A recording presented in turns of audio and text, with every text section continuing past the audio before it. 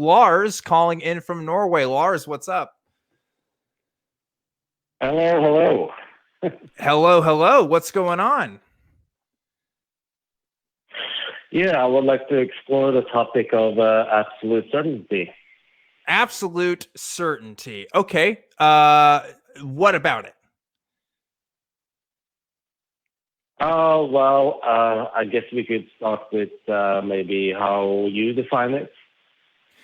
Yeah, like can we attain absolute certainty on anything? I don't think so. I think science as we know it is a process, and I enjoy empiricism to its absolute limits, but it does have limits.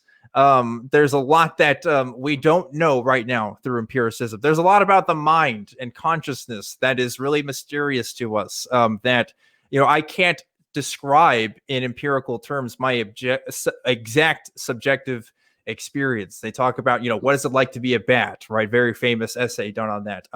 And of course, with that being said, that doesn't mean that we can't make predictions that can more or less be reliable for stuff. So, we're talking about astronomy and stuff earlier. Like, I think the sun is going to come up tomorrow at a very specific time because we've been doing these equations for thousands of years at this point, and they seem to be working out for us. And yeah, like I don't know with absolute certainty that the sun is going to rise tomorrow, but the best empirical methods seem to demonstrate that it is. And unless they prove to be unreliable otherwise, I don't see a reason why we can't use that to our biggest advantage. Dave, what do you think about the concept of absolute certainty? Yeah, so absolute certainty is attainable in mathematics. So you can say that the angles of a triangle add up to 180 degrees with absolute certainty.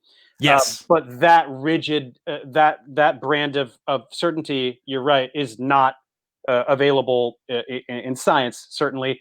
When we speak colloquially, we can say things like that, like we know atoms exist. I'm comfortable saying that we know atoms exist. So it just depends on like what kind of vernacular you're using. If you want to speak rigidly and philosophically, you're right. There is no absolute certainty. I don't know that atoms exist because I could be a brain in a jar, right? Yeah. So that sort of a thing. But with that said, then the only thing I could say with absolute certainty would be in a Cartesian sense that I exist, right? I think, therefore I am.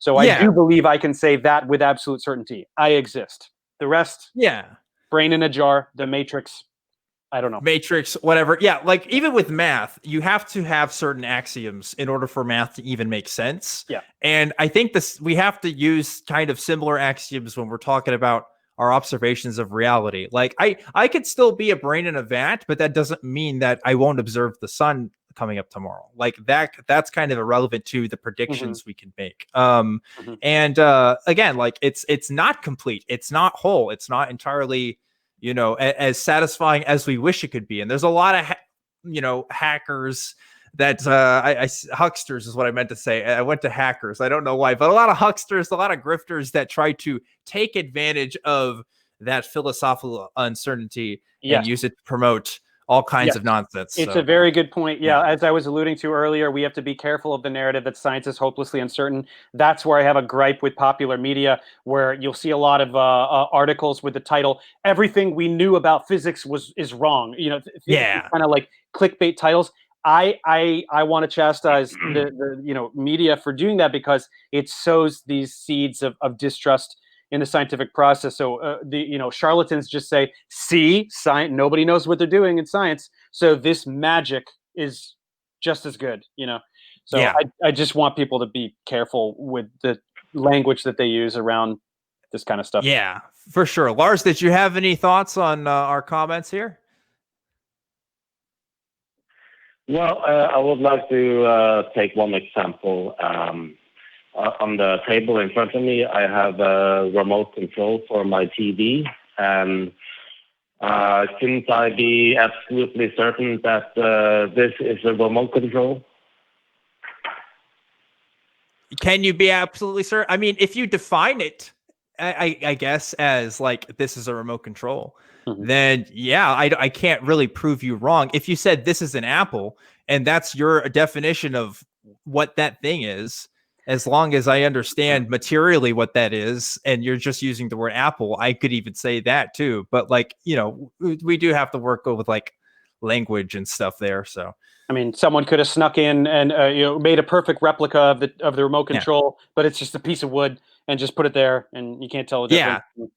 Yeah. We have to play with these realms of reasonable doubt versus something. Yeah. At that point, I would take the remote and I'd give it to Dave, and he'd put a lab coat on, and he would do some organic chemistry magic to show that it's made of wood. But that's right. Yeah.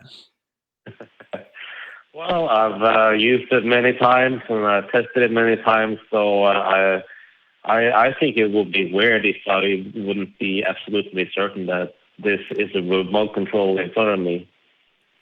Yeah, for all intents and purposes, like you can be, for sure. Again, like there's always that caveat of these philosophical edge cases, but like we're still operating every day. I still get up and go to work and do this show every week, and I need quick ways to figure out how to navigate the world. And I think the axioms and stuff that we decide to work with, like reality is real, that's fine. That works for me. Assuming that physical reality is real is just, it's a pretty sensible way to live your life, I think.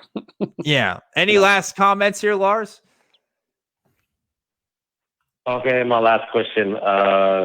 Can you be absolutely certain that you can't have absolute certainty?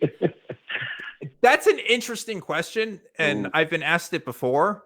And it's one of those things where if I say yes, then that means there are things we can be absolutely certain, right? If I say no, it's like, I don't know. I wonder if it's just one of those linguistic traps that we could really never get an answer for. But I stand by, like, absolute certainty is, in a grand philosophical sense, not really possible. Mm-hmm. And I guess Dave agrees. So there you go. Yeah. All right. Well, Lars, thanks so much for calling in. Appreciate it. And get some sleep. It's like late in Norway. I don't know what it is, but I always, for some reason, the Norway and like Sweden, you guys are calling in, and I appreciate you watching live. I just worry about your health. That's all. I hope you guys are doing okay. Cool. Well, let's get to our next call.